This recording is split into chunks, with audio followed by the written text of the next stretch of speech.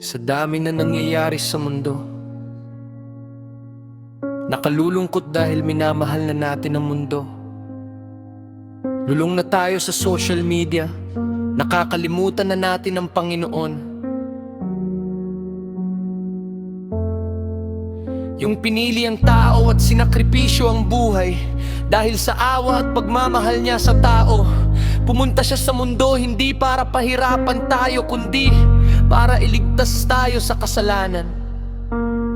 Sabi ni Jesus, ako ang Alpha at Omega, ang simula at ang wakas. Ako ang daan, ang katotohanan at ang buhay. Walang makakarating sa Ama kundi sa pamamagitan ko.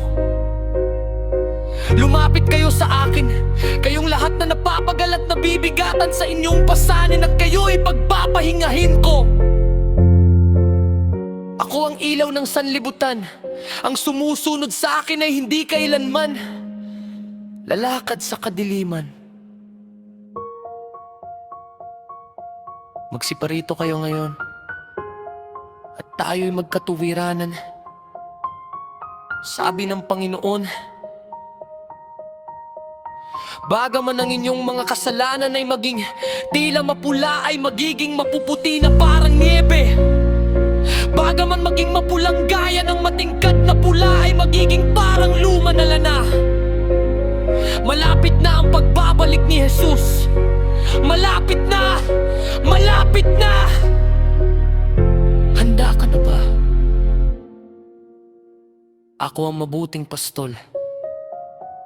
Kilala ko ang aking mga tupa at kilala nila ako, gaya ng pagkakilala sa akin ng Ama at ng pagkakilala ko sa Ama. At inialay ko ang aking buhay para sa mga tupa.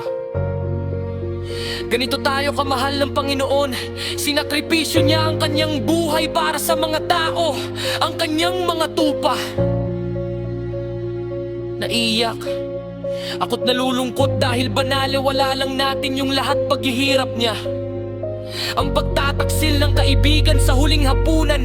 Alam ni Jesus na isa sa kanyang mga malapit na kasama ang magkakanulo sa kanya. Ang lungkot dito ay hindi lang ang kamatayan, kundi ang sakit ng traidor na nanggaling sa sariling pamilya.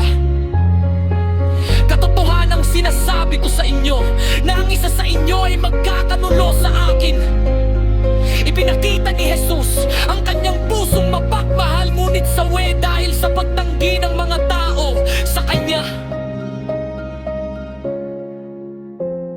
Parang isang magulang na gustong yakapin ang anak, pero ayaw nito. Jerusalem! Jerusalem!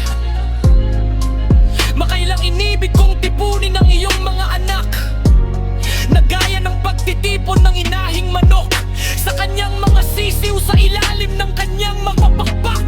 At ayaw ni Diyos. Bago siya dakpin, dinala ni Jesus ang bigat ng buong mundo sa puntong ito. Inamin niya sa kanyang mga alagad ang tindi ng kanyang nararamdaman.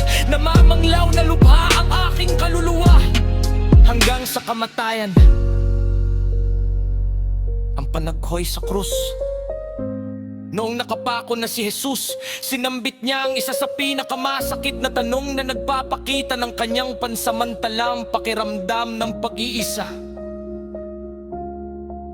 Diyos ko, Diyos ko,